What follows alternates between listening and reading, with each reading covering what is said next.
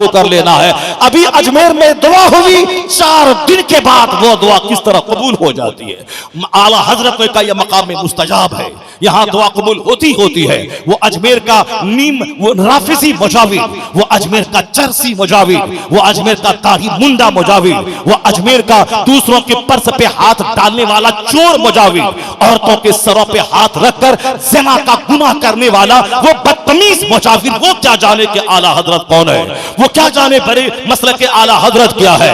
आज अजमेर जाने वालों में 90% वह लोग हैं जो मसले के आला हजरत के फॉलोवर है।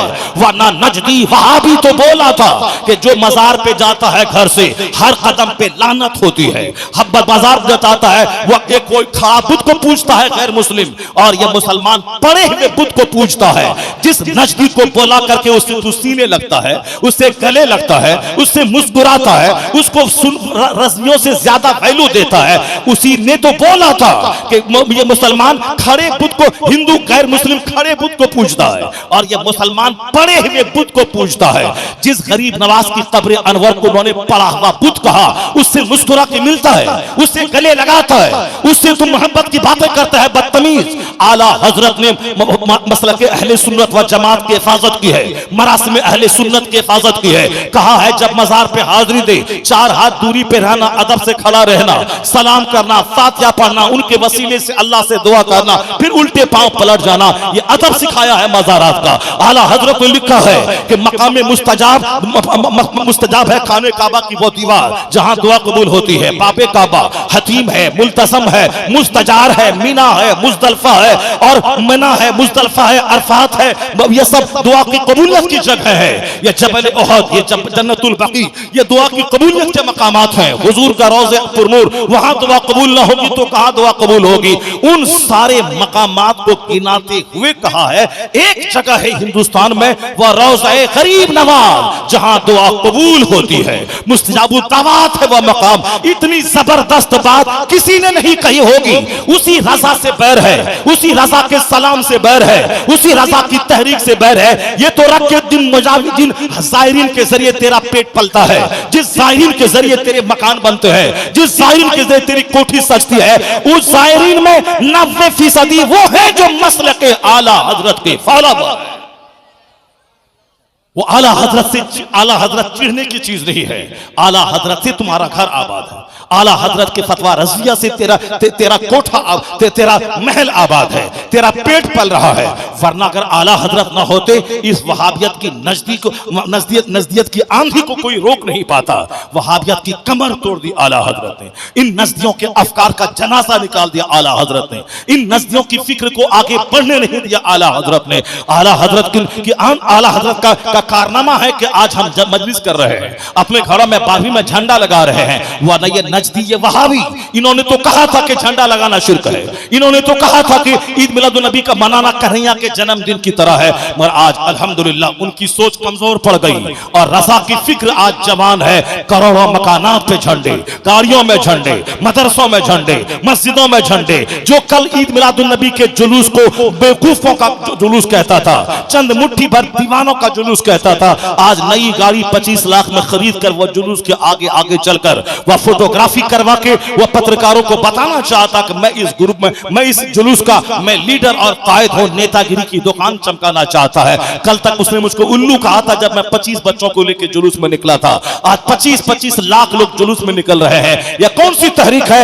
यह तहरीके रजा है जो आज जवान हो गई है और कयामत तक जब भी ईद मिलादुन नबी का जुलूस शाम से निकलता रहेगा और हिंदुस्तान में छुट्टियां होती रहेंगी। और रमेश बोलेगा बैंक बंद है, ईद मिलादुन नबी का दिन है। उमेश बोलेगा कचहरी बंद है, ईद मिलादुन नबी की छुट्टी है। कल मुसलमान 12 वफात बोलता था और आज रमेश ईद मिलादुन नबी बोलता है। किसने ये माहौल दिया हिंदुस्तान में? एक साथ है आला हजरत की, उसकी फिक्र जवान हुई, ये सुन्नियत का जबरदस्त माहौल अता फरमा दिया।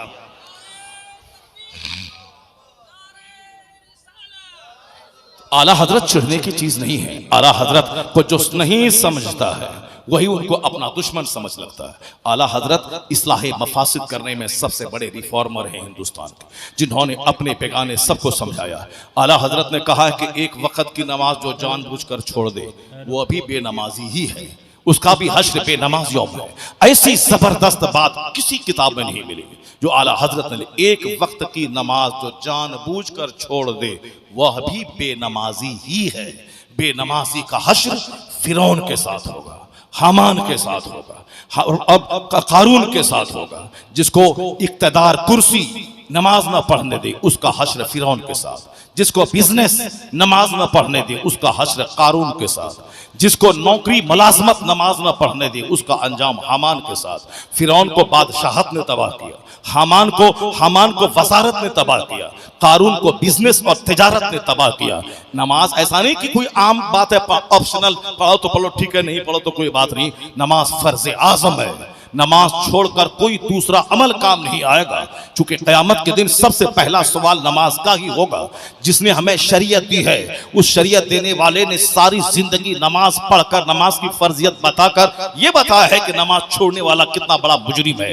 क़यामत के दिन सबसे पहला सवाल नमाज का होगा। आला हजरत फाजिल बरेलवी ने अपने शजरे में मुरीदों को जो हिदायत की है उसमें एक जबरदस्त बात यही है कि क़यामत के बेनमाजी वही नहीं कि जो नमाज नहीं पढ़ता हो, बेनमाजी वह भी है जो एक वक्त की नमाज जानबूझ के छोड़ देता हो। इतनी सख्त बात कोई मुझको नहीं लगता कि अरब ममालिक के किसी आलिम दीन ने ऐसी कही हो। ऐसी सख्त बात किसी हिंदुस्तान के किसी भी मकतब फिक्र के लोगों ने नमाज की अहमियत के ताल्लुक से कहा हो, ऐसा नहीं। कुछ लोग नमाज को हल्का लेते हैं। नमाज की फर्जियत का इनकार करना कुफ्र है। कोई अगर बोलता हो कि नमाज पढ़ना जरूरी नहीं है वो काफिर है, इस्लाम से खारिज है। अगर वो शादीशुदा है तो उसकी बीवी उसके निकाह से निकल गई। अब जितने बच्चे पैदा होंगे सब वलदुल ज़ना वलदुल हराम पैदा होंगे। जिसने कहा कि रोजा वो रखे जिसके पास खाने पीने का सामान नहीं है। मेरे घर में बहुत सारा सामान है, मैं रोजा क्यों रखूं, खाने पीने का सामान मौजूद है। रोजे की फर्जियत का मुनकिर काफिर है, इस्लाम से खारिज है। अगर पहले मानता था बाद में नहीं मानने लगा, इनकार करने लगा, वो काफिर है। फिर वो अपने का और अपने बाल बच्चों की खैर मनाए। नहीं है नमाज ना पढ़ना हराम है, गुनाह कबीरा है। नमाज की फर्जियत का इनकार करना कुफ्र है। एक आदमी है नमाज नहीं पढ़ता है, तो हम हाँ पढ़ना फर्ज आजम है मगर ये मेरी सुस्ती है, मैं नहीं पढ़ता हूँ, दुआ करे कि मैं नमाज पढ़ने लगूं। ये हराम है, गुनाह कबीरा है, सबसे बड़ा गुनाह। जिसने असर की नमाज छोड़ दी उसके बाल बच्चे औलाद सब तबाह हो गए। जिसने फजर की 2 रकात नमाज पढ़ी वह समझ ले कि दुनिया और दुनिया में जो कुछ है उससे बेहतर नेमत उसको मिल गई। मुस्तफा कहते हैं रकातल फज्र खैरुम मिन दुनिया व मा फीहा। फजर की 2 रकात नमाज दुनिया और दुनिया में जो कुछ है उससे बेहतर है, यानी इस दुनिया की सल्तनत से बेहतर है, दुनिया के डायमंड और गोल्ड के माउंटेन पहाड़ से बेहतर है, जमीन के अंदर जितने मादिन हैं उससे बेहतर है। हुजूर की हदीस है, मुस्लिम शरीफ में आया है, फजर की 2 रकात नमाज जो पढ़े वो दुनिया और माफिया से बेहतर है वो नमाज, हुकूमत से सल्तनत से बेहतर है वो नमाज। और यहाँ इंजीनियर और डॉक्टर बनने की तलाश में 50 साल तक में एक सजदा नहीं है। कभी कभार गए जुमा में एक चोंच मारा और चल दिए, और फिर हमसे वाला जबरदस्त स्टॉन्च मुसलमान कोई नहीं है, हमसे ज्यादा जबरदस्त मुसलमान कोई नहीं है। ये सोच है आदमी की। और यहाँ एक वक्त की नमाज छोड़ना गुनाह कबीरा और हराम है, उसकी तरफ कोई तवज्जो नहीं है। मकान छोटा सा बना लिया इंजीनियर डॉक्टर बनने के बाद तो भाई साहब मैंने बहुत बड़ा तीर मार दिया। और हुजूर कहते हैं फजर की 2 रकात नमाज दुनिया और दुनिया माफिया से बेहतर है, दुनिया की सारी सल्तनतें, सारे कॉइन्स, सारे सिक्कों से बेहतर है। सरकार के सहाबा नमाजों के पाबंद रहे। अहादीस करीमा में आया है कि बेनमाजी का हश्र फिरौन, कारून और हमान के साथ होगा। इन्ना अव्वल मा युहासबु बिहिल अब्द यौमल क़यामती सलात। क़यामत के दिन सबसे पहला सवाल नमाज का होगा। इसलिए कानून यही है। अब कोई बोले हम अल्लाह को नहीं मानते, कितना तुम इसके पीछे पड़ा रहेगा। कोई बोलेगा मैं कुरान को अल्लाह की किताब नहीं मानता हूं, कितना उसके पीछे लाठी और डंडा लेके जाएगा तुम, तो तुमको मानना पड़ेगा। नहीं, अल्लाह के पैगंबरों ने भी सिर्फ समझाया है कि दीन इस्लाम हक है, अल्लाह हक है, जन्नत जहन्नम हक है, तू मान ले। यह जिंदगी हक कैसे है कि मैं अपनी मर्जी से न पैदा होता हूं, न अपनी मर्जी से मैं मरता हूं। कोई है जो मुझे जिंदगी देता है, कोई है जो मुझे मौत देता है, कोई है जो मेरी मर्जी के खिलाफ काम करता है। मैं चाहता हूं मुझे सल्तनत मिले, मकान मिले, गाड़ी मिले, मगर मेरी चाहत के खिलाफ मेरा कारोबार डूब जाता है, मैं बीमार हो जाता हूं। मैं चाहता हूं कि खूब इस कारोबार में तरक्की मिले, मगर सबसे ज्यादा घाटा उसमें हो जाता है। या कौन है जो मेरी मेरी मर्जी के खिलाफ काम करता है।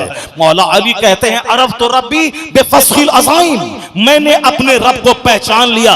जब मेरे इरादे टूट जाते हैं तो मैं जान लिया कि मेरा खुदा है, कि मेरा चाहा हुआ नहीं होता है, वही होता है जो मंजूर खुदा होता है, वही होता है जो मेरा खुदा चाहता है। आदमी एक्सपीरियंस करके, तजर्बा करके, आंखें खोल के, समाज के हालात को देखकर अपने ईमान को स्ट्रॉन्ग करे। जितना ज्यादा जो तहकीक करेगा, गौर व फिक्र करेगा, उतना ही उसका ईमान पुख्ता होता चला जाएगा। इसलिए कुरान शरीफ में जगह ब जगह सोचने, गौर व फिक्र करने का पैगाम दिया गया है। कुरान कहता है फलयंजुरिल इंसान मिम्मा खुलिक, आदमी को अपनी पैदाइश पे गौर करना चाहिए, पैदा हुआ कैसे है। कुरान कहता है फला यंजुरुना इलल इबिली कैफ खुलिकत व इलस समाई कैफ रुफियत व इलल जिबाली कैफ नुसिबत व इलल अर्दी कैफ सुतिहत। They don't see how the camel is created, they don't see how the sky is raised, they don't see how the earth is spread। वह गौर क्यों नहीं करते कैसे जमीन को फैलाया गया है, कैसे आसमान को बुलंद किया गया है, कैसे माउंटेन को स्टैब्लिश करके गाड़ दिया गया है, कैसे ये पहाड़ खूंटे का काम करता है, जमीन को हिलने से रोकता है। कौन है वो जो पहाड़ को खूंटा बना के, जमीन को समंदर पे बना के जमीन को हिलने से रोकता है। मैं सड़कें बनाता हूं, 150 मंजिला मकान बनाता हूं, वह कौन है? जब बंदा गौर करेगा तो पता चलेगा वह मेरा रब आला है, वह मेरा खुदा है जो मुझको पैदा करने वाला है। ये सारी नेमतें उसने दी हैं, पहाड़, जमीन, आसमान, नदी, नाले, डेजर्ट, ये सब उसने बनाए हैं। तो जहां गौर व फिक्र करेगा ईमान पुख्ता होता जाएगा, अल्लाह का डर बढ़ जाएगा, उनकी पेशानी सजदे में झुक जाएगी। वह क्या बोलेगा? सुबहान का फकीना अज़ाबन नार, ए अल्लाह मैं तेरी तस्बीह पाकी बयान करता हूं, तू मुझे जहन्नम की आग से बचा ले। इन्ना फी खल्क़ि समावाति वल अर्दि वख्तिलाफि लैलि वन नहारि लआयातिन लिउलिल अलबाब अल्लज़ीना यज़कुरूना अल्लाह क़ियामन व क़ुऊदन व अला जुनूबिहिम व यतफ़क्करूना फी खल्क़ि समावाति वल अर्द रब्बना मा खलक़्त हाज़ा बातिला सुब्हानका फ़क़िना अज़ाबन नार। अल्लाह कहता है जमीन आसमान की पैदाइश में, रात दिन के बदल बदल के आने में अक्लमंदों की आंख खुलने की बात है। अक्लमंद वो जो रास्ता चलते, लेटे, खड़े, बैठे अल्लाह का जिक्र करते हैं। वह तफक्करून, दे कंसीडर, वह गौर व फिक्र करते हैं कि जमीन और आसमान की पैदाइश में। और उसके बाद क्या कहते हैं? सुब्हानका, वह कहते हैं रब्बना मा खलक़्त हाज़ा बातिला, my lord you did not create this in vain, तूने सारी कायनात को बेकार नहीं बनाया। ये कायनात का हुस्न, ये हुस्न इंतजाम, ये कायनात की तरतीब और तरकीब, एक सलीका मंदी, जो सिमिलैरिटी, जो यकसानियत, जो यूनिटी, जो तमाम सितारों और सैयारों में, और जो हुस्न इंतजाम सूरज और चांद का अपने अपने महवर और मदार पे घूमने का जो नज्म है, यह सिस्टम बगैर उसको संवारने वाले के बगैर यह सिस्टम बन ही नहीं सकता है। इंसान बिगड़ जाता है, मगर कायनात का सारा सिस्टम सुचारू ढंग से चलता है। मरीख और उतारत की दूरियां, सूरज और चांद के मदार, जमीन और आसमान का सिस्टम, आंधी, हवा, ऑक्सीजन का निजाम, ये सारे निजाम में जो सिमिलैरिटी, जो यकसानियत और जो उसमें तरकीब है, उसको देख के बंदा चिल्ला उठता है रब्बना मा खलक़्त हाज़ा बातिला, तूने इसको बेकार नहीं बनाया। मैं आग पे भी सजदा करूं तो तेरी इबादत का हक मुझसे अदा ना होगा। फ़क़िना अज़ाबन नार, अपने फज़ल से मुझे जहन्नम की आग से बचा दे। यानी फिक्र बढ़ती जाती है, आदमी का ईमान पुख्ता होता जाता है, और आखिर जमाने में आदमी लड़ने लगेगा, मैं ये मैं वो, क्यों? अकल उसकी छीन ली जाएगी। वह सोचना छोड़ देगा, वह सिर्फ कपड़े में सोचेगा कि मेरा कपड़ा रेड, मेरा कपड़ा सियाराम का है कि डिगजाम का है कि अरविंद का है, किसका है? उसका कपड़ा देखेगा, अपना कपड़ा देखेगा, उसका जूता देखेगा, अपना जूता देखेगा, उसका रेड एंड चिप का जूता है कि खादिम का जूता है कि ट्रेंड का जूता है कि साहब टाटा का है कि बाटा का है, वही देखेगा। मुकाबला जूते का, मुकाबला खाने का, मुकाबला रंग का, मुकाबला साहब सदरी का, मुकाबला तौलिया का, मुकाबला मकान का, मकान पुट्टी का, मुकाबला सोफा का, मुकाबला शोकेस का, मुकाबला पीओपी का, मुकाबला रॉयल पेंट का, मुकाबला गाड़ी का। वह स्विफ्ट लिया है, मैं अल्टो में गरीब हूं, मैं डिजायर लूंगा, वो इनोवा लिया है, मैं साहब मर्सिडीज बेंज की कार लूंगा। सारी मेरी एनर्जी मकान, गाड़ी, छकड़ा, जमीन, इसी में लग गई। अब यह दिमाग खोखला हो गया, अब इसमें खोपड़ी में कभी बात ही नहीं आती है कि आसमान बगैर खंबे के क्यों है। कौन है कायनात का बनाने वाला? कौन है जो मुझे बीमार कर देता है? कौन है जो मेरे जवान बच्चे को मौत दे देता है? कौन है जो मेरा कारोबार 10 साल चलने के बाद ठप कर देता है? क्यों नहीं उससे डरा जाए? 1 करोड़ तावीज से फायदा ना होगा जब अल्लाह जलील और बीमार करना चाहेगा, नहीं होगा कुछ। चाहे तुम 50 दरगाहों की हाजिरी लगा दे, जब अल्लाह मौत देना चाहेगा मर के रहोगे, मर के रहोगे। जनाब इब्राहिम अलैहिस्सलाम के पास फरिश्तों ने कहा था कि कौम लूत पे अजाब आना तय है, अजाब आएगा। जनाब इब्राहिम का भतीजा था लूत अलैहिस्सलाम, अल्लाह के पैगंबर थे। उसकी कौम के पास अल्लाह ने बेपनाह दौलतें दी थी, खाने पीने का की फरावानी थी, क्लाइमेट बड़ा खुशगवार था। जो शहर से गुजर जाए सर में जू हो तो जू खत्म हो जाए, यानी फल फ्रूट की फरावानी, मौसम की खुशगवारी, सारी दौलतों की नेमतों की फरावानी से लोग मगरूर हो गए। नेमत, इसे नेमत का खूब मिलते रहना ये अच्छी चीज नहीं है, बल्कि अगर अल्लाह का फजल ना हो तो नेमतों के मिलने के बाद बंदा नाशुक्रगुजार हो जाता है और मगरूर और बदअमल हो जाता है। जिस तरह पुरानी जितनी भी कौमों को अल्लाह ने तबाह किया, किसी को आंधी भेजकर, किसी पे आग बरसा कर, किसी को बंदर बनाकर, वो वही लोग थे जिसने अल्लाह की नेमतों की बेकदरी की, जवानी की कदर नहीं की, मकान की कदर नहीं की, जिंदगी की कदर नहीं की। जबान से बोलता है कर लाखों कोंगे पड़े हुए हैं, इसको उन्होंने नेमत नहीं समझा। लाखों अंधे हैं समाज में और दो रास्ता देख नहीं सकते, मैं दुनिया को देखता हूं, इसको नेमत नहीं समझा। हजारों लोग हैं जिसके हाथ में फालेज मार दिया वो हाथ उठा नहीं सकता, और मेरे पास दोनों हाथ में ताकत है, मैं ड्राइव करता हूं, मैं दुकान में 12 घंटे खड़े होकर सामान दिखलाता हूं। ये नेमत नहीं है। जिसके पास अल्लाह ने फालेज दे दिया, अब वह हाथ थरथराता है, चल नहीं पाता है। जवान जवान लोगों को फालेज का हमला हो रहा है, वह बिस्तर पे पड़े हुए हैं और तुमको अल्लाह ने दोनों पांव दिए हैं, तुम चल रहा है, दुनिया को देख रहा है, बोल रहा है। जो एक रोटी खाए तो उसको उल्टी हो जाए, ना दाना पचा नहीं सकता, तुम 10 रोटी खाने के बाद तुम पचाता है और मस्त हाथी की तरह झूमता है। नहीं समझा कि अल्लाह की कितनी बड़ी नेमत है। नहीं, गाड़ी नहीं है, अल्लाह ने नहीं दिया, मेरी दुआ कबूल नहीं हुई।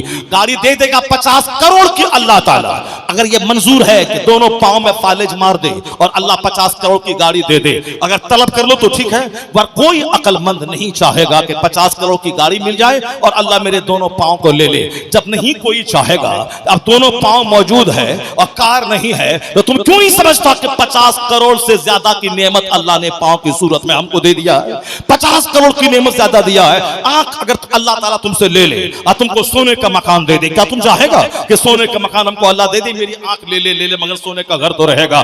दुनिया के 1000 करोड़ लोगों में कोई नहीं चाहेगा कि मेरी आंख खत्म हो जाए, सोने का घर मुझको मिल जाए, नहीं चाहेगा। जब नहीं चाहेगा तो अल्लाह ने तुम्हें आंख जैसी नेमत दी है जो सोने के मकान से बेहतर है, तो तुम इस आंख को नेमत क्यों नहीं समझता? जो आदमी गौर नहीं करेगा, सारी एनर्जी खाने पीने कपड़ा गाड़ी के मुकाबले में लगा देगा। जैसे हदीस में आया है, आखिर जमाने में अक्लें छीन ली जाएंगी, लोग दीवाना पागल की तरह रहेंगे, पागल की तरह शादी, पागल की तरह वलीमा, पागल की तरह खतरा अकीका, पागल की तरह 100 व्हाइट कलर की स्कॉर्पियो में बारात जाना, पागलों की तरह 1-1 हजार रुपए का एक शादी का कार्ड छपाना। हराम का माल है, कार्ड छपा दिया। हराम का माल है, 50-50 लाख में 5 स्टार होटल बुक किया। हराम का माल है, नाच गा के कमाया है, और शादी स्विट्जरलैंड में होगी, शादी इंग्लैंड में होगी। यहाँ तो गरीब के पास दरवाजे पे एक शामियाना लगाने का पैसा नहीं है, वह दूसरों से भीख मांगता है और फिर अपनी बच्ची की शादी वह 5 आदमी के बीच में करवाता है, और ये यहाँ से स्विट्जरलैंड जाके शादी करते हैं। जैसा माल वैसा खर्च, जैसी खोपड़ी वैसी सोच। असल सोच वही है जो इस्लामी हो।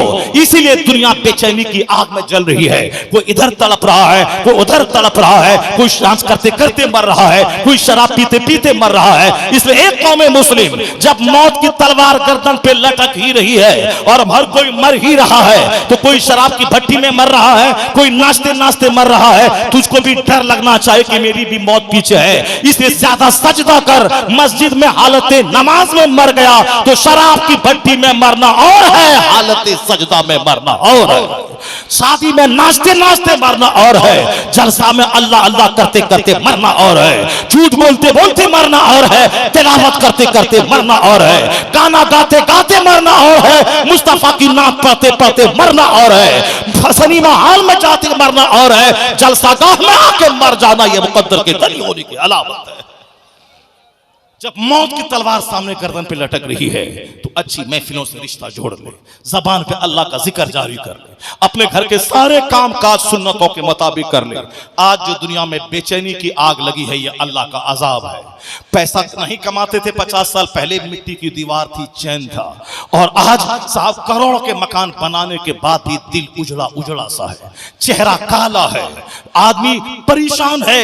कहीं कोई बिजनेस में कुर्सी पे बैठे बैठे मर रहा है, गाड़ी चलाते चलाते मर रहा है। क्यों क्यों क्या मतलब है उस मकान का जिस मकान के बनाने के बाद सुकून खत्म हो जाए, जिस गाड़ी के खरीदने के बाद आदमी कर्ज के बोझ में डूब के मर जाए, उस मकान का क्या मतलब है? अल्लाह हुजूर ने कहा था, ला तत्तखिज़ु ज़ैअ फतरखबू फीहा, दुनियावी मालो असबाब का मुकाबला मत कर, जमीन की खरीदारी के पीछे मत पड़, वरना उसी की तरफ तू माइल हो जाएगा।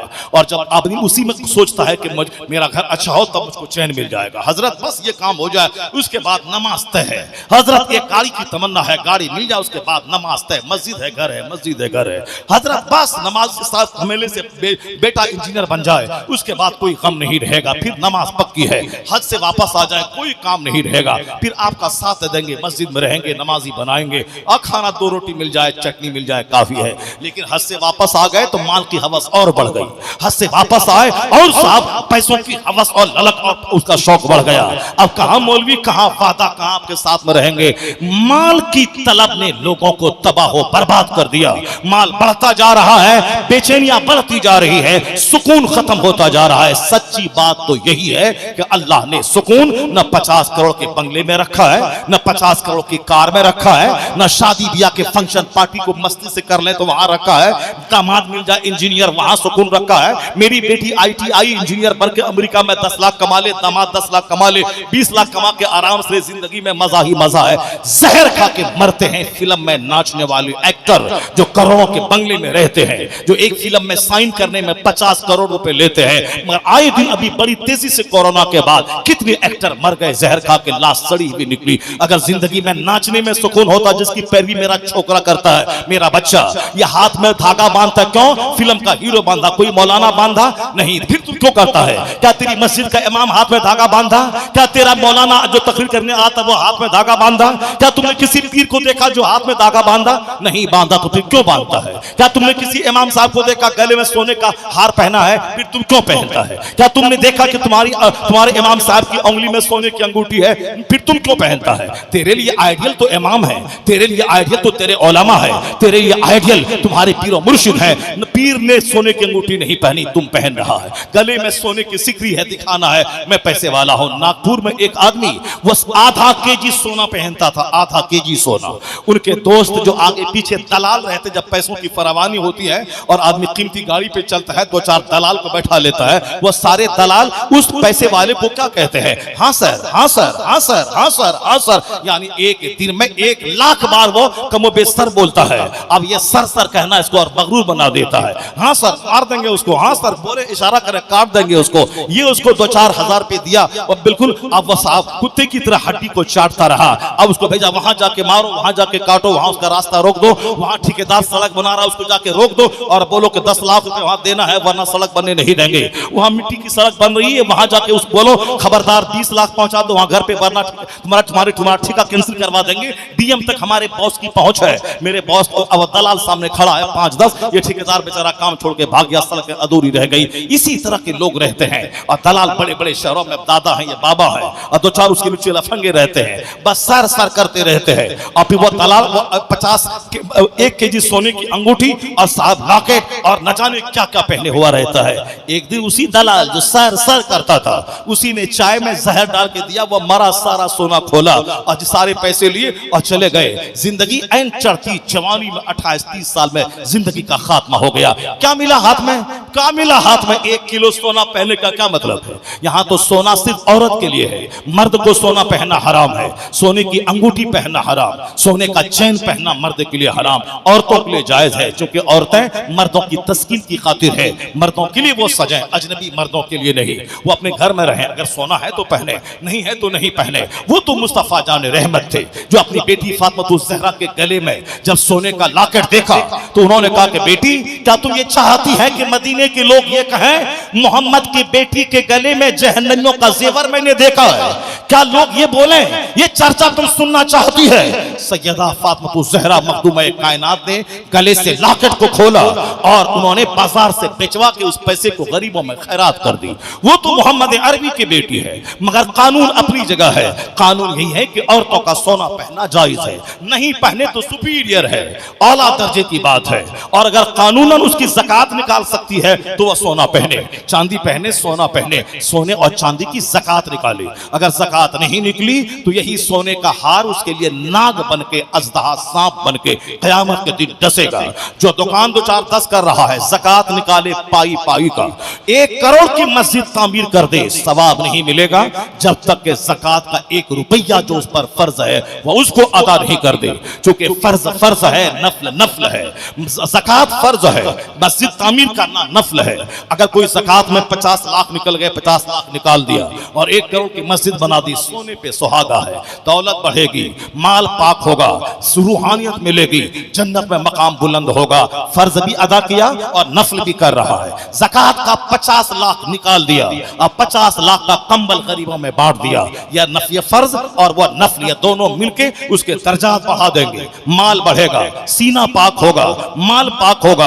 अल्लाह ताला वादा किया है, ज़कात निकाल माल बढ़ेगा। ज़कात निकालने से माल घटता नहीं। हुजूर ने कसम खा के कहा है, अल्लाह की राह में खर्च करने से माल घटता नहीं है, माल अल्लाह बढ़ा देता है। हुजूर ने की सारी बातें सच्ची हैं, मुस्तफा को कसम खाने की क्या जरूरत थी? हुजूर ने कहा वल्लाह, अल्लाह की कसम, जो चीज, जो माल अल्लाह की राह में खर्च हो उससे माल घटता नहीं है, माल बढ़ जाता है। और वही हुजूर ने भी कसम खाई, जो बिला वजह सताया जाए, जो बिला वजह तकलीफ दिया जाए, वो जलील नहीं होता, अल्लाह उसकी इज्जत को बढ़ा देता है। हुजूर ने कसम खा के कहा है, जो बिला वजह सताया जाए, अल्लाह उसकी इज्जत को बढ़ा देता है। सिद्दीक अकबर के, हुजूर के सामने है, एक जालिम सिद्दीक अकबर को गाली देना शुरू कर दिया। सिद्दीक अकबर खामोश है, मुस्तफा मुस्कुरा रहे हैं, उन्होंने गाली देना शुरू किया। सिद्दीक अकबर जो अफजलुल बशर बादल अंबिया है, वह खामोश है, मुस्तफा मुस्कुरा रहे हैं। जब सिद्दीक अकबर जैसा जेंटिल और शरीफ करीम तबा वह जवाब देने के लिए मुंह खोलना चाहा कि जवाब दे, इसका पानी सर से ऊपर हो गया, सब्र का पैमाना छलक रहा है, यह गाली पे गाली दे रहा है। मुस्तफा रुए जमीन के मालिक व मुख्तार, कायनात के खजानों का मालिक, महबूब परवरदिगार, उनके सामने सिद्दीक अकबर को गाली दे रहा है। अब उसके मुंह में तो लकवा मार देना चाहिए, उनके मुंह में तो कीड़ा उतर जाना चाहिए, उसको तो जमीन में धंस जाना चाहिए। तो दुनिया का सारा काम धसाने भसाने से काम नहीं होता है। यह दुनिया दारुल अमल है, मस्जिदों को तोड़ना है, वीरान करना है, गाली देना है, कुरान पाक के बारे में गलत बयान करना है कि कुरान पाक में लड़ाने भिड़ाने की बात है। बात हुई अबू लहब ने मुस्तफा की शान में गुस्ताखी की, उसको जलील करने के लिए कुरान करीम की आयतें नाजिल हुई। शान नुज़ूल क्या है और उसको आज चंद अक्ल के कोरे अक्ल के यतीम उसे बताते हैं कि नमाज क्या पढ़े, नमाज में तो मारने धारने की बात है। वहां अबी लहब वो किस तनासुर में यह सूरत नाजिल हुई है, कैसे नाजिल हुई? उस जालिम ने मुस्तफा को कहा कि तेरा हाथ तबाह हो जाए। अल्लाह रब्बुल इज्जत ने अपने महबूब का दिफा किया और उस जालिम की मसम्मत में आयत नाजिल हुई कि वो उसके दोनों हाथ तबाह हो जाए। तबाह हो ही गया। मुस्तफा को गाली दे रहा था, मुस्तफा की तौहीन कर रहा था, मुस्तफा को बददुआ दे रहा था कि तेरे हाथ तबाह हो जाए। तो अल्लाह ने अपने महबूब की हिमायत में उसको तबाह बर्बाद कर दिया। तो इस आयत के तनाजुर में और आज चंद सरफिरे सड़क छाप मजदूर किस्म का, उल्लू जाहिल किस्म का आदमी उस कुरान के खिलाफ बोलकर वह कुफ्र मोल ले रहा है, काफिर बन रहा है, उनकी बीवियां उसके निकाह से निकल रही हैं। ऐसे जालिमों का बाइकाट समाज से करना जरूरी है।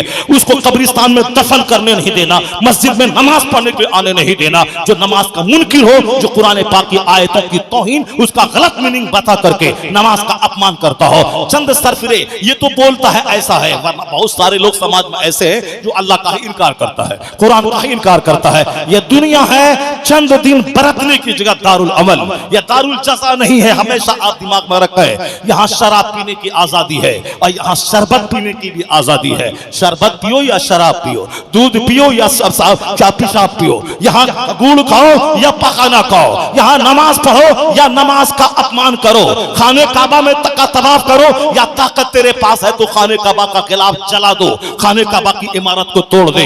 आखिर जमाने में एक हबशी आएगा, खाने काबा के खिलाफ को जला देगा, खाने काबा ही रहेगा।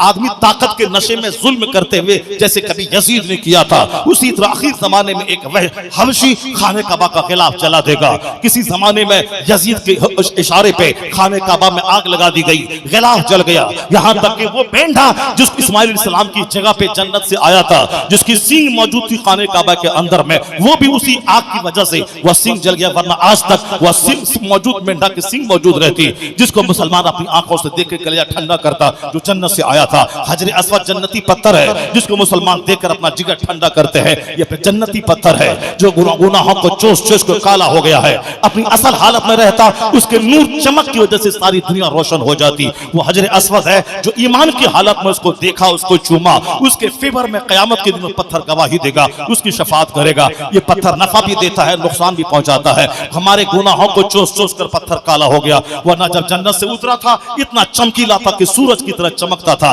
सारी दुनिया उससे रोशन होती थी। वो जन्नती पत्थर है, वो सिंह भी वो उसी आग लगने में जल गई। आखिर जमाने में एक हबशी आएगा और कर देगा। अल्लाह तो है, अल्लाह ने तो अबाबील के जरिया अबरहा के लश्कर को तबाह कर दिया। अल्लाह तो वो है जहां सीना आदमी तान के चलता है, मैं मार दूंगा, काट दूंगा, बर्बाद कर दूंगा, बस भगा दूंगा, जेल में डाल दूंगा। तो अल्लाह तबारक व तआला उसके गुरूर को तोड़ने के लिए एटम बम नहीं गिराता है, अमेरिका की फौज को नहीं भेजता है, चाइना की फौज नहीं आती है। जब आदमी जुल्म करता है लोग पब्लिक पर कि मैं इसे मार दूंगा, काट दूंगा, भगा दूंगा, और जब वह बेसहारा बेकस पब्लिक अपने रब से फरियाद करती है, इलाही ये मुझे मारने की बात कर रहा है, ये मुझे भगाने मिटाने की बात कर रहा है, मालिक मैं 1000 साल से यहाँ रह रहा हूँ, मेरी जमीन, मेरा मकान, मेरे बाल बच्चे, मेरे आबा अजदाद की कब्रें यहाँ मौजूद है, मगर ये बोलता है कोई प्रूफ दिखा दे, कोई कार्ड दिखला दे, कार्ड नहीं है तो भगा देंगे, तुमको डिटेंशन कैंप में डाल देंगे। कैसा खतरनाक माहौल पैदा हो गया था, कोई फौज इसका दिमाग ठिकाने नहीं लगा पाती। अल्लाह ने एक छोटा सा कीड़ा भेज दिया, वह कीड़ा जो नमरूद का गुरूर तोड़ा था, वह कीड़ा जो बड़े बड़े मगरूरों के गुरूर को तोड़ा था, वही कीड़ा कोरोना की शक्ल में आ गया, सबकी बोलती बंद हो गई, मार धाड़ की बात करने वाला गूंगा हो गया, साहब डिटेंशन कैंप में भेजने वाला खुद वो आइसोलेशन में चला गया। अब वह साहब पहनना है, वर्दी पहननी है, नाक ढांपना है, ऑक्सीजन लेना है, आइसोलेशन की बात करना है, वेंटिलेशन की बात करना है, सब खत्म हो गया, सब चेहरा सूख के कांटा हो गया। कोई साहब डर के मारे दाढ़ी छोड़ के मुल्ला हो गया, कोई परेशान हो गया, लोग परेशान। मैं कहता हूं जो काम मेरी चीखों पुकार जो कहां काम नहीं आई, नेक बंदों की दुआ काम आ गई। जो काम 1 लाख बम से ना हो सकता था, अल्लाह ने छोटा सा कीड़ा भेज के वो काम कर दिया और बता दिया कि तुम अपना रिश्ता अपने खालिक से जोड़ के रखना। 50 खरब का मकान करार ना देगा जो अल्लाह का जिक्र करार देगा, 50 करोड़ की गाड़ी जो सुकून न देगी, अल्लाह के जिक्र से सुकून मिलेगा। और जब संकट का बादल छा जाए, 50 लाख एटम बम तेरा साथ नहीं देगा, जहां अल्लाह रब्बुल इज्जत की रहमत तेरा साथ देगी, जो हर वक्त मेरा साथ दे, जो झोपड़ी में बादशाहों जैसी जिंदगी दे, जो पैदल चलने के बाद करार दे और हयात दे, जो मामूली सी आमदनी में काबिल रश्क जिंदगी मुझको दे दे, उस रब से रिश्ता जोड़े रखना कमाल की बात है। जान ले हवाओं में उड़ना कमाल नहीं है, पेशानी को जमीन में रख के सुभान रब्बियल आला कहना यह कमाल की बात है। जो नेमत हवाई जहाज पे उड़ने में ना मिलेगी, जमीन को पेशानी को जमीन पे रख दे और अपने रब की तस्बीह बयान कर, सुकून मिलेगा, करार मिलेगा, सेहत मिलेगी, मरेगा तो मुस्तफा की जन्नत मिलेगी। दोनों जहान की नेमतों का रिश्ता यहीं से जुड़ा हुआ है, जिसको हमने छोड़ दिया है। यह दुनिया काम की आजादी सबको दी है, इसीलिए झूठ बोलने वाले के मुंह में लकवा नहीं मारता, जिना करने वाले पर आसमान से पत्थर नहीं गिरता, मस्जिद तोड़ने वालों को अल्लाह जमीन में नहीं धसाता। जो कब तक तोड़ेगा, कब तक कुचलेगा, कूदेगा, 100 साल तक, 100 साल के बाद तो मर के तुझे मेरे पास आना है और मैं तुझे बता दूंगा कि तू दुनिया में क्या किया था। इसीलिए 100 साल पहले जो पैदा हुए थे, आज दुनिया में कोई नहीं है, अक्का दुक्का कहीं है तो उसका कोई वैल्यू नहीं है, और आज जो है ये भी 100 साल के बाद नहीं रहेंगे। इसलिए उसको ना देखा जाए। काम की आजादी की वजह से लोग मगरूर हो जाते हैं। लोग कहते हैं कि अल्लाह नहीं है, अगर अल्लाह होता तो उसको कह देता। इसीलिए कुरान शरीफ में बार बार कहा गया गौर व फिक्र करना चाहिए, सोचना चाहिए, दिमाग लगाना चाहिए। दिमाग लगाने वाला आदमी वह डरता है अल्लाह से खौफ खाता है, अल्लाह से डरने लगता है। वह दरख्त के पत्तों को देख के रोने लगता है कि दुनिया की सारी साइंस मिलकर इन दरख्तों के पत्तों की तरह कोई बना नहीं सकता। दुनिया की सारी साइंस मिलकर हवा नहीं पैदा कर सकती। हवा को गर्म और ठंडा करने का सामान हो सकता है, मगर साइंस पैदा नहीं कर सकती। दुनिया की सारी साइंस मिलकर पानी बनाने की फैक्ट्री नहीं बना सकती, क्योंकि पानी को गर्म करने का आला, पानी नमकीन है तो उसको मीठा करने का सामान मशीन बनाना ये तो हो सकता है, लेकिन जो सही पानी है उस पानी की फैक्ट्री कहीं नहीं है। अगर अल्लाह पानी को छीन ले तो सारी दुनिया के लोग तड़प तड़प के मर जाएं। जिस तरह मछली बगैर पानी के मर जाती है, उसी तरह सारे इंसान बगैर मछली के मर जाएं। मैंने ये बातें इसलिए कह दी क्योंकि आज दुनिया में गुनाह तो अपनी जगह है ही, एतकाद आदमी का कमजोर हो रहा है, नास्तिक बढ़ रहे हैं, अल्लाह के मुनकिरों की तादाद बढ़ रही है। बड़ा तबका है जो मुसलमान ग्रुप में रहता है, जुमा के दिन टोपी पहन लिया, नमाज पढ़ लिया, ईद के दिन चला गया, अंदर में उसे अपने मजहब पे विश्वास नहीं है। अल्लाह रब्बुल इज्जत है, उस पर विश्वास कमजोर हो रहा है। दूसरी तमाम जंगों को छोड़कर इस टॉपिक पे जबरदस्त खिताब करना होगा। अल्लाह रब्बुल इज्जत की मौजूदगी का एहसास दिलाना होगा। जो आदमी सोचते फिक्र नहीं करते, उनको बताना होगा कि तुमने किस बुनियाद पे सोच लिया कि अल्लाह नहीं है, और अल्लाह रब्बुल इज्जत की मौजूदगी का एहसास दिलाना होगा, जिसे खुदा की मार्फत कहते हैं। उस पे खिताब ही नहीं होता है, उस पे बात ही नहीं होती है, बात करनी होगी। कायनात पे गौर व फिक्र का पैगाम कुरान ने दिया है। जब सोचेंगे तो ईमान पुख्ता होगा, रोंगटे खड़े होंगे, डर अल्लाह का पैदा होगा। वो आया है कुरान में, वइज़ा समिअू मा उनज़िला इला रसूल तरा अयुनहुम तफीदु मिनद-दम। जब वो अल्लाह की आयतों को सुनते हैं तो आंखें आंसू बहाने लगती हैं। व तक़शइरु मिन्हु जुलूदुल लज़ीना यख़शौना रब्बहुम। जो लोग अल्लाह से डरते हैं, कुरान सुनने के बाद उसके रोंगटे खड़े हो जाते हैं। ये कुरान है जो बंदे को जेंटिल बनाता है, ये कुरान है जो बंदे को सीधा रखता है। आज कुरान ही नहीं पढ़ा जाता, इसीलिए सबको पैसे के नुक्ते नजर से सब चीज को देखा जाता है। नतीजे में कुरान की बातें अपनी जगह है, अपनी शैतानी सोच को सामने लोग लाने लगते हैं। उलमा उसी कुरान की तरफ दोबारा आपको वापस बुलाना चाहते हैं। कुरान पाक पढ़ें, बात मेरी चली थी वहीं से। अल्लाह रब्बुल इज्जत है, सारी कायनात का खालिक है। अगर किसी शराबी को अजाब यहाँ नहीं मिल रहा है तो इसका मतलब ये नहीं कि अल्लाह ताला नहीं है। अगर किसी गुनहगार और पापी को यहाँ दुनिया में अल्लाह नहीं पकड़ रहा है, इसका ये मतलब नहीं कि अल्लाह ताला नहीं है। अगर यहाँ कोई नमाजी नेक परहेजगार आजमाइशों में गुजर रहा है, इसका ये मतलब नहीं कि नेकी करने का कोई इनाम नहीं मिला। नहीं नहीं, ये दुनिया तो 100 साल के अंदर ही खत्म हो जाती है। असल आराम वहां का है। अल्लाह नेक बंदों को आजमाइशों से गुजारता है, उसे थोड़ी खाने पीने की तंगी देता है। जन्नत में चूंकि सोने का घर मिलेगा, वहां की जमीन हीरे जवाहिरात की होगी, 70-70 बीवियां मिलेंगी, हद्दे निगाह तक अपना मकान मिलेगा, शराब और दूध और शहद की नहरें हर घर से गुजरेंगी। वो नेमतें जिसका चर्चा कोई जबान नहीं कर सकती, जिसको कोई कलम नहीं बयान कर सकता, वो सारी नेमतें, हिडन नेमतें सबको अल्लाह ने तैयार करके रखा है। इस दुनिया का 100 साल जो 1 मिनट है, जो ईमान लाया, अच्छा काम किया, नमाज रोजे हज व ज़कात की पाबंदी की, अपने आप को गुनाहों से बचाया, शराब से, ज़िना से, जुआ से, सूद से, घमंड से, गुरूर से, बेईमानी से, बदअखलाकी से बचाया, बस दामन बचा के ईमान की हालत में मर गया। ये 100 साल तो 1 मिनट में खत्म हो गया। अब जहां कदम रखा है वहां खरबों साल, वहां मौत को ज़बह कर दी जाएगी। वहां तो मौत ही नहीं, यहां तो 100 साल के बाद बचपन, जवानी, बुढ़ापा, फिर मौत आ गई, तकलीफ पर ही मौत आ गई। वहां तो मौत ही नहीं है। उस दुनिया में असल इज्जत वहां की।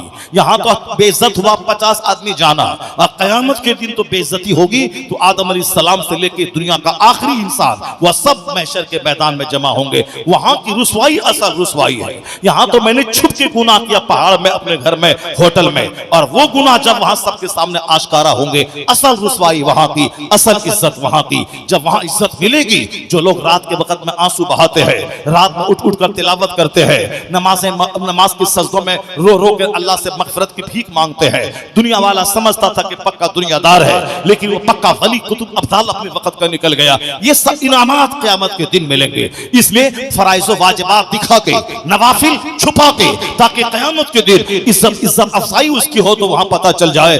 जिसको लोग मजनू कहते थे, वो कितना बड़ा वली कुतुब अब्दाल निकल गया। तो अल्लाह ताला नेकों को आजमाइशों से गुजारता है ताकि यहाँ सब्र करे और वहां खरबों साल की नेमत और के एजाज से मालामाल कर दिया जाए। यहाँ शराबी को वक्ती तौर पर मोहलत दी जाती है, ज़िनाकार दौलतमंद को वक्ती तौर पर मोहलत दी जाती है, लेकिन उसके जहां सांस का रिश्ता टूटा, अब अजाब का कोड़ा, आग की जमीन, आग की जंजीर, आग की दीवारें, आग की छतें, ये सब इस्तेकबाल करने के लिए वहां तैयार है।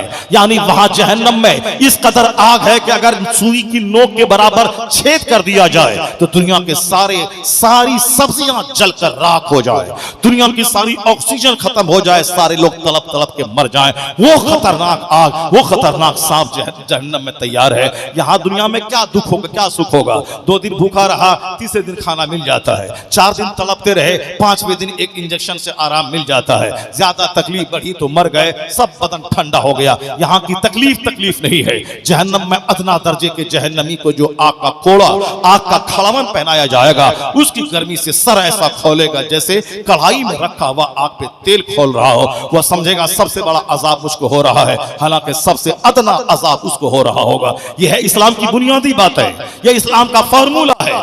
कुरान पाक में 114 सूरतों में सबसे ज्यादा जिस बात पे जोर दिया गया है वह है आखिरत की बात, और वही बात आज हम नहीं करते हैं। सिर्फ दुनिया की बात, सिर्फ कमाने की बात, सिर्फ खाने की बात, ना यहाँ चैन से रहने दिया, अल्लाह ने खतरनाक बीमारियां दे दी। आज अक्सर बड़ा तबका बीमारी में तड़प रहा है, जिसका नाम तक नहीं सुना था। वो बीमारियां हर दूसरा आदमी, या तो शुगर है, या हार्ट अटैक है, या ब्रेन हेमरेज है, या खतरनाक सब बीमारियां हैं। कोई डायलिसिस पे पड़ा हुआ है, किसी का बच्चा है, किसी की बच्ची है। अब पैदा पहले नॉर्मली हो जाते थे बच्चे, यानी दर्द हुआ तो औरत को अब फौरन बच्चा तवल्लुद हुआ, 1 दिन के बाद बिल्कुल साफ सुथरी हो गई, अपना काम करने लगी। मजदूरों की औरतें आज भी, और यहाँ तो 9 महीने तक मेडिसिन खिलाना है, और तारीख है 15 तो 15 दिन पहले एडमिट करवा देना है, सिलाई दवाई सुई, उसके बाद फिर सीजरिंग करके बच्चा पैदा करना है। साहब एक बड़ा मसला खड़ा हो गया है। जो आज जो नमाज न पढ़ेंगी, तिलावत न करेंगी, बदन को एक्टिव न रखेंगी, सिर्फ खाएंगी और सोएंगी, उसको तो ऑपरेशन से गुजरना ही पड़ेगा, उसको तो खतरनाक चीर और फाड़ के मंजर से गुजरना पड़ेगा। मुझको 7 बच्चे पैदा हुए, 4 बेटियां हैं और 3 बेटे हैं, मगर एक बच्चा भी कोई हमारा ऑपरेशन से नहीं पैदा हुआ। हॉस्पिटल में सारे बच्चे नॉर्मल पैदा हुए। वाइफ को देखे तो सूखी और लकड़ी की तरह। 7 बच्चे की माँ है। मेरी माँ ने 10 बच्चों को जन्म दिया है। मैं 5 भाई, मैं 5 बहन, मगर मेरी एक भी बच्चे की पैदाइश हॉस्पिटल में नहीं हुई है। यहाँ तक तो मेरी पैदाइश के ताल्लुक से अम्मी कहती है, अभी मैं असर या मगरिब की नमाज से फारिग हुई, दर्द हुआ, उसके बाद पैदाइश हो गई। कैसे होती थी। और आज देख ले साहब, 18 साल की लड़की है, शादी हुई है, शादी के फौरन बाद अब 1 साल के बाद बच्चा पैदा होना है, तो अब उसके लिए 2 महीने से हॉस्पिटल में है, 9 महीने से इलाज चल रहा है। कहां गई सेहत, कहां गई सेहत। जो खाएंगे सोएंगे, सेहत तो लुट ही जाएगी, सेहत का तो जनाजा निकल ही जाएगा। यह दुनिया है दारुल अमल, काम की जगह, मेहनत करने की जगह। अल्लाह ने दौलत दी है तो खाइए सोइए मत, कसरत से नमाज पढ़िए। नमाज सिर्फ 5 वक्त की नमाज ही नहीं है, इसके अलावा अल्लाह ने मोहलत दी है 1-1 सौ रकात नमाज नफल पढ़िए। हजरत कुतुबुद्दीन बख्तियार काकी हर रात 100 रकात नमाज नफल पढ़ते थे। बस सिर्फ उनकी कहानी कहनी है, उनके मजार पे जाके पैसे की भीख मांगनी है, और बाकी उसने जो कुछ किया है उसका कोई काम नहीं करना है। रोजाना रात में 3000 बार दरूद शरीफ पढ़ते थे। शादी के मौके पर एक बार दरूद पाक पढ़ना छोड़ दिया तो आका दो जहां सलाम ने उस इलाके के दूसरे बुजुर्ग को ख्वाब में आके कहा, कुतुबुद्दीन से मेरा सलाम कहना और कह देना मेरा तोहफा नहीं पहुंचा। अल्लाह समझ। जब पैगाम मिला, अपनी बीवी को तलाक दे दिया कि इनकी वजह से, शादी की वजह से मैं सरकार पे तोहफा भेजना छोड़ दिया। कैसे लोग थे वो, कैसे लोग थे, जिंदगी का एक मिनट कीमती समझते थे। यहाँ 5 वक्त की नमाज ही पढ़ लें तो बहुत बड़ी बात है, 100 रकात नमाज पढ़ने की जरूरत नहीं है। यहाँ तहज्जुद, इशराक, चाश्त, अवाबी नहीं भी पढ़े तो भी चलेगा। इस गए गुजरे दौरे इन्हितात में 5 वक्त की नमाज पाबंदी से कोई पढ़ ले, वकार के साथ सेहत मिलेगी, इज्जत मिलेगी, चेहरे का नूर मिलेगा, औलाद में फरमाबरदारी मिलेगी, सीने में सुकून मिलेगा, सेहत मिलेगी। ये बात मैं नहीं कहता, इस्लाम का वो चढ़ता जादू है, जिसको देखकर भाजपा का कैडर लीडर मुरली मनोहर जोशी ने कभी कहा था, कानपुर के एक योगा के शिविर में हिंदू है और भाजपा का कैडर लीडर, उसने कहा था कि योगा करना सेहतमंद रहने के लिए जरूरी है, मगर उन्होंने बोलते बोलते कहा कि योगा रामदेव का तरीका अलग है, दूसरे योगा मास्टर का तरीका अलग है। उन्होंने कहा कि योगा का जितना भी मेथड हो, योगा में ध्यान लगाना, कंसंट्रेट करना, मेडिटेशन करना, सारी दुनिया से कट के ध्यान लगाना, हाथ ऊंचा करना, नीचे करना, वो कहते हैं सारा मेथड एक तरफ। इस्लाम के पैगंबर ने 5 वक्त नमाज का जो पैगाम दिया है, इस नमाज में नमाज से पहले वजू, वजू के बाद जब नमाज के लिए खड़ा होना है, हाथ कान तक ले जाना है, नाफ के नीचे बांधना है, कुछ सजदे की जगह पे ध्यान केंद्रित करके कुछ पढ़ना है, फिर अचानक नहीं सजदे में जाना है, उससे साइंटिफिकली मेडिकली उससे खतरा हार्ट को हो सकता है, ये जो अचानक चला जाए, इसलिए उसके लिए रुकू है, रुकू में कुछ देर रहे, ध्यान पांव पे केंद्रित रहे, फिर खड़ा होना है, फिर उसके बाद सजदे में जाना है, फिर बैठ जाना है, फिर दूसरे सजदे में जाना है, फिर खड़ा होना है। जब खड़े रहें तो सजदे की जगह, जब रुकू में जाएं पांव पे निगाह केंद्रित रहे, जब बैठे गोद में निगाह केंद्रित रहे, सजदे में रहे नाक पे ध्यान केंद्रित रहे, सलाम करें कंधे पे ध्यान केंद्रित रहे। वो मुरली मनोहर जोशी हिंदू भाजपा का लीडर, उसका बयान अखबार में छपा, मैंने अखबार में पढ़ा, वो क्या कहता है, योगा का सारा तरीका एक तरफ, इस्लाम के पैगंबर ने जो नमाज का तरीका बताया है, वो डॉक्टर मनोहर जोशी कहता इससे बड़ा कोई योगा नहीं, और जिस नबी ने ये दिया है उससे बड़ा कोई डॉक्टर नहीं, उससे बड़ा कोई तबीब नहीं, नमाज से बड़ा कोई योगा का तरीका नहीं। मेरी माँ बहन बेटियां आजकल टहल रही हैं सड़कों पे, डॉक्टर ने बोला है शुगर हो गया, टहलना है। मैं तुमको कहता हूं टहलने की कोई जरूरत नहीं है, तुमको नकाब पहन के हाथ में तस्बीह लेके वॉकिंग करने की कोई जरूरत नहीं है। अपने घर में रह, नमाज से पंजगाना पाबंदी से पढ़, पाबंदी से पढ़, ईशा की 17 रकात पढ़, जोहर में 12 रकात पढ़, असर में 8 रकात पढ़, यानी सारे नवाफिल सुन्नत गैर मौक़दा सब अदा कर, और उसी मुसल्ले पे बैठ के 1000 बार दरूद पढ़ ले। 5 किलोमीटर चलने के बाद जो बीमारी नहीं घटेगी, शिफा नहीं मिलेगी, वो मुसल्ले पे बैठकर 1000 बार दरूद पढ़ने के बाद वो शिफा मिल जाएगी। तुम्हें टहलने की कोई जरूरत नहीं है, मर्द को भी ज्यादा वॉकिंग करने की जरूरत नहीं है, यह सिर्फ एक्टिव रहे, यानी फजर की नमाज पढ़ने मस्जिद जाए, फजर की नमाज पढ़ के कामकाज निकल जाए, दूसरों की दुकान खुलेगी 10 बजे, तो अपनी दुकान अपने मार्केट में सुबह खोल दे, 8 घंटे दुकान में बैठ, मेहनत कर, एक्टिव रह, नौकरों को ला करके सिर्फ सामान मत दिलवा, और तुम सिर्फ गद्दी पर बैठ करके अपना तोन ऊंचा मत कर, वरना हाथ पांव जोड़कर ऐसा दर्द होगा कि उस दर्द का इलाज न अमेरिका में न है, न दिल्ली के एम्स में है। और आज अक्सर लोग परेशान हैं घुटने और टखने के दर्द से। एक्टिव रह, इसी एक्टिव को रखने के लिए फजर की नमाज है, 8 घंटे के बाद जोहर की नमाज है, फिर 2 घंटे के बाद असर की नमाज है, फिर 1.5 घंटे के बाद मगरिब की नमाज है, फिर 2 घंटे के बाद ईशा की नमाज है। यानी ये 5 वक्त मस्जिद जाना आना और ये नमाज में उठना बैठना, ये एक्टिव तो रखता ही है। और काम काज करने के लिए मौला अली कहते हैं, जब दुनिया का काम काज कर या सोच कर कर मुझे दुनिया में बहुत दिन तक रहना है, यानी दुनिया का हर काम सलीके से कर, बेदिली से मत कर। ऐसा हुआ तो हुआ, नहीं हुआ तो नहीं हुआ, छोड़ देंगे। स्कूल खोल दिया, चला चला, नहीं चला हॉस्पिटल बना देंगे। मार्केट खोल दिया है, नहीं चला चला होटल बना देंगे। नहीं चला चला नहीं, सोच फिक्र करके फैसला कर, अल्लाह की जात पर मजबूत यकीन रख, अल्लाह के दुआ कर, नेक लोगों से दुआ करवा, फिर काम का आगाज कर, जरूर कामयाबी मिलेगी। जरूर बेदिली के साथ बुज़दिली वो कोई काम नहीं कर पाएगा। दुनिया का काम करने के लिए मौला अली कहते हैं, यह सोच कर करके मुझे बहुत दिनों तक रहना है, यानी कील कांटे दुरुस्त कर, और फिर तमाम काम को संजीदगी वकार के साथ और हिकमत के साथ कर।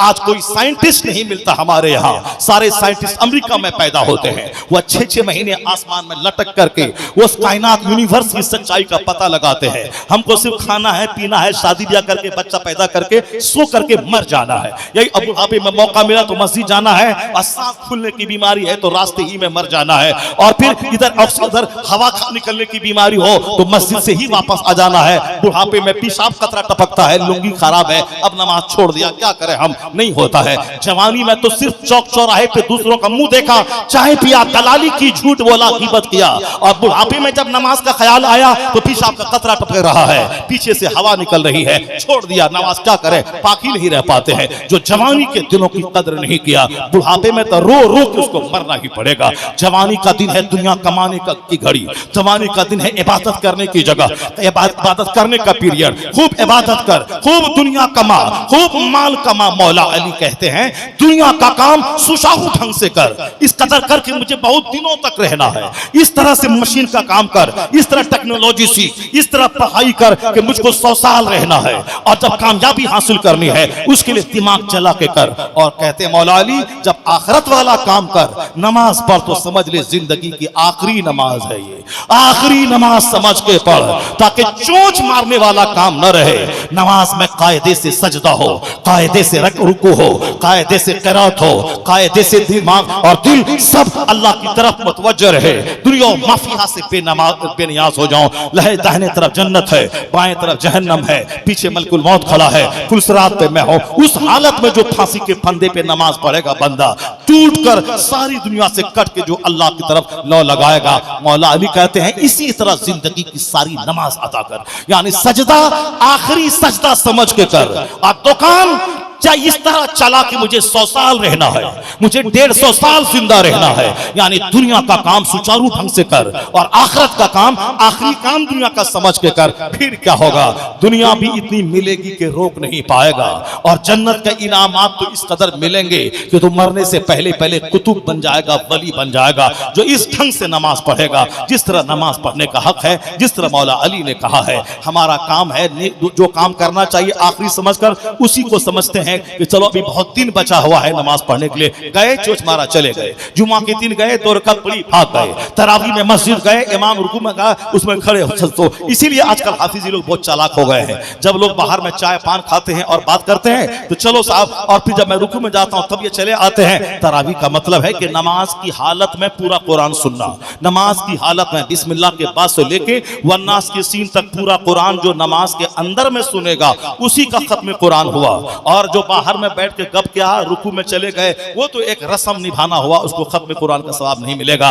रुकू जिसको मिल गया वो नमाज की 1 रकत मिल गई, वो तो कानूनन उसको 2 रकत मिल गई, मगर खत्म तरह कुरान का सवाब नहीं मिलेगा। वो जो नमाज के अंदर पूरा कुरान सुनेगा उसी को खत्म कुरान का अजर मिलेगा। यहाँ बाहर चाय पी रहे, गपशप कर रहे, रुकू गए चले गए। इसीलिए आजकल हुफ्फाज़े कराम करते हैं, पहली रकत में थोड़ा कम कुरान पढ़ा, उसके बाद रुकू में चले गए, सब दौड़ के आए, और दूसरी रकत में थका दिया, चलो अब भागो, तोड़ के भागो, तुम जाओ नमाज छोड़ के जाके चाय पियो बाहर में और गपशप करो। अब दिया 2 पारा पढ़ा, अब पूरा कोई पांव ऐसे कर रहा है, कोई पांव ऐसे कर रहा है, और करो पाबंदी के साथ 30 दिन तरावी पढ़ना चाहिए, पूरा रमजान की हर रात में, यानी पढ़ना चाहिए। अब और 10 दिन में खत्म किया भाग गया, 3 दिन में खत्म किया भाग गया।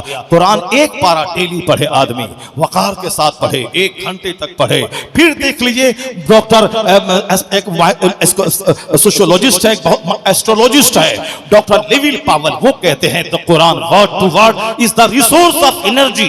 कुरान हर्फ बहर्फ ये ताकत का खजाना है, और रीडर और लिसनर ये दोनों को खजाना कुरान देता रहता है। पूरा कुरान जो रमजान में सुन ले हालत नमाज में, वो 1 महीने की रूहानी ताकत साल के 360 दिन उससे वह मालामाल होता रहेगा।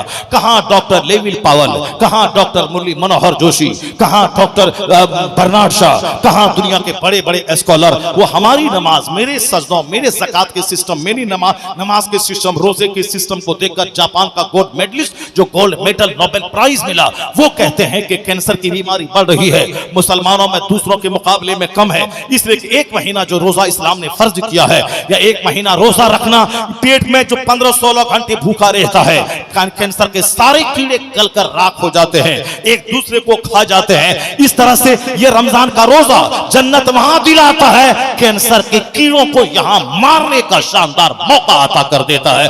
तहकीक बढ़ती जाएगी, साइंस जवान होती जाएगी, तो लोगों की जबान पे इस्लाम, इस्लाम की अजमत का तराना गूंजता रहेगा। हिंदुस्तान का 2-4 लुच्चा लफंगा जो इस्लाम हटाना, आसान बंद करना, नमाज के खिलाफ बोलता है, इन लुच्चों को बोल लेते, उस पर कान मत धर। सच्चाई यही है, कोई दिन नहीं गुजरता कि एक गैर मुस्लिम साइंटिस्ट कलमा पढ़ के मोमिन ना होता हो। अमेरिका का कोई दिन नहीं जाता जिस दिन कोई वैज्ञानिक कलमा पढ़ के मोमिन ना होता हो। इंग्लैंड का कोई दिन नहीं गुजरता जिस दिन वहां का कोई वैज्ञानिक कलमा पढ़ के मोमिन ना होता हो। आने वाला दिन इस्लाम का खुशगवार दिन, शानदार फ्यूचर आने वाला है। इसलिए कि अल्लाह ने फरमाया है, युरीदून लियुत्फिउ नूर अल्लाह बिअफ़वाहिहिम, ये काफिर अपने मुंह से इस्लाम का नूर बुझाना चाहते हैं, अल्लाह उस नूर को पूरा करना चाहता है। जो अल्लाह चाहेगा वह होके रहेगा, जो दुश्मन चाहेंगे नहीं होगा।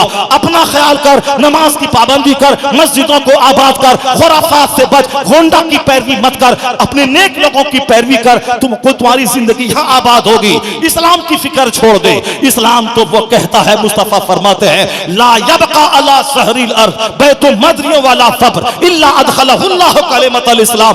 धरती पर कोई घर नहीं बचेगा, कच्चा न पक्का, मगर अल्लाह वहां इस्लाम का कलमा दाखिल फरमा देगा। कोई घर नहीं बचेगा। अमेरिका से लेकर इंडोनेशिया तक, चाइना जापान से लेकर के श्रीलंका तक, पूरी दुनिया के हर घर में इस्लाम पहुंचेगा, हर जबान पे कलमा जारी होगा। उसके बाद ही कयामत आएगी, उसके बाद कुफ्र फैलेगा, हर घर में कुफ्र फैल जाएगा, अल्लाह अल्लाह कहने वाला कोई नहीं रहेगा। फिर उसके बाद कयामत आ जाएगी। अभी तो वो दिन आना बाकी है कि हर घर में इस्लाम पहुंचेगा, हर पुख्ता घर में, हर कच्चा घर में, यहां तक कि कोई यहूदी किसी दरख्त की आड़ में छुपा रहेगा, वह दरख्त बोलेगा यहां फला यहूदी छुपा हुआ है, या तो यहूदी कलमा पढ़ेगा या वह कत्ल किया जाएगा। वो दिन आने वाला है, तुम रहो या मैं रहूं या ना रहो, वह दिन आके रहेगा। हुजूर ने फरमाया है, इसलिए आने वाला मुस्तकबिल हमारा रोशन है, हमारा फ्यूचर ब्राइट है। इस्लाम के बारे में तबसरा मत कर या दो चार लोगों की चूटी काटने, नमाज के खिलाफ बोलने, आला हजरत के खिलाफ बोले।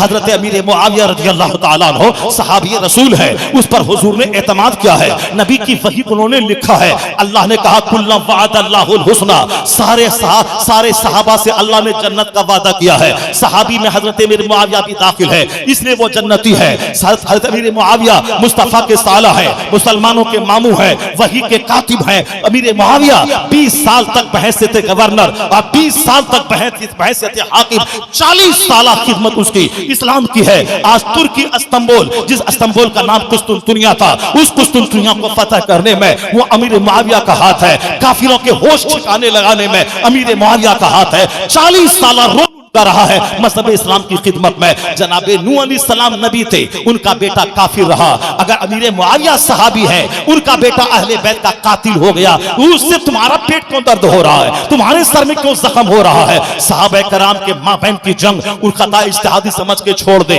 अपने अहवाल की निगरानी कर। बाकी तुमने अगर कहा कि अहले बैत का कत्ल उसने उसके बेटे ने कर दिया, तो बेटा काफिर हुआ नबी का। 1,24,000 नबियों में 313 रसूल, उसमें 5 उलुल अज़्म रसूल, उन 5 में एक है नूह अलैहिस्सलाम। नूह अलैहिस्सलाम आदम सानी कहलाते हैं। आदम उनका बेटा काफिर का काफिर रहा। आप कहते रहे कलमा पढ़ ले, आप कहते रहे कि ईमान ले आ, कश्ती पे सवार रह, तू बच जाएगा, मगर वो ईमान नहीं लाया, कश्ती पे सवार नहीं हुआ, बोला मैं पहाड़ की पनाह ले लूंगा, मैं बच जाऊंगा।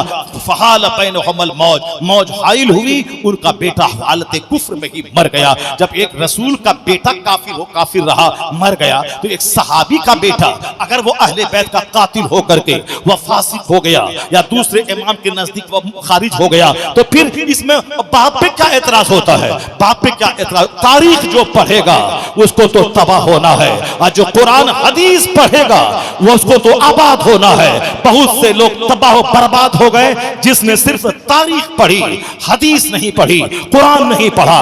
हदीस कुरान से जो तारीख मुताबिकत करे उसी तारीख हिस्ट्री को मानना है। हिस्ट्री आदमी लिखता है, कुरान अल्लाह का कलाम, नबी मुस्तफा का कलाम, और तारीख आदमी लिखता है। तो जो तारीख कुरान हदीस से मेल खाए उसी तारीख को माना जाएगा, और जो तारीख कुरान हदीस से टकराए उस तारीख को जला दिया जाएगा, उसको कूड़ेदान में डाल दिया जाएगा। जिन लोगों ने हदीस कुरान से हट के तारीख पढ़ी, वही सैयदा आयशा के खिलाफ बोलने लगे, जबकि सैयदा आयशा उस मोहसिना माँ का नाम है। मेरी शरीयत अधूरी रह जाती। एहसान उस माँ का है जो मुस्तफा का पैगाम इंटेलिजेंट स्कॉलर बनकर स्टोर किया। बातें विसाले मुस्तफा दुनिया भर में पैगाम पहुंचाने में उनका रोल रहा है। इसलिए हुजूर की सारी बीवियां हमारी माएँ अक्सर बेवा है, और एक वही कम उम्र की है जिनको अल्लाह ने दीन की खिदमत के लिए चुन लिया था। तो इतनी बड़ी मोहसिना, इतनी बड़ी मुहद्दिसा, इतनी बड़ी फकीहा के खिलाफ जबान खोले, ये गंदी जबान, ये उसकी अपनी ईमान की मौत है, आखिरत की मौत है, जिंदगी के सुकून की मौत है। अल्हम्दुलिल्लाह हम सबों पर एहसान है बुजुर्गों का। अल्लाह ने हमें इंसान बनाया, अल्लाह ने हमें मोमिन बनाया। अल्लाह रसूल की ताजीम के साथ सारे सहाबा की ताजीम, सारे अहले बैत की ताजीम, अइम्मे मुज्तहिदीन की ताजीम, गौसो ख्वाजा की ताजीम, सब मसलक के आला हजरत को थामने का नतीजा है। अहले बैत से भी प्यार है, सहाबा की भी अजमत है। मसलक के आला हजरत से जो हटा, सहाबा को मानेगा अहले बैत को गाली देगा, अहले बैत को मानेगा सहाबा को गाली देगा। एक नाम है मसलक के आला हजरत का, जिसमें फराइज़ व वाजिबात का एहतराम है, जिसमें इस्लामी कानून का एहतराम है, अल्लाह पर जिस तरह यकीन होना चाहिए उसका पैगाम, हुजूर को जैसे मानना चाहिए वो पैगाम, अहले बैत सहाबा को जैसे मानना चाहिए वो पैगाम। आज एक लफ्ज है आला मसलक के आला हजरत का, उसका नाम आ जाए, इस्लाम की सही तस्वीर मेरी निगाहों के सामने आ जाती है। एक नाम है मसलक के आला हजरत का, जिसका नाम आते ही एक हम इस्लाम की सही तस्वीर मेरे सामने आ जाती है। अल्लाह तबारक व तआला हमको और आपको सबों को नेक बनने की तौफीक अता फरमाए।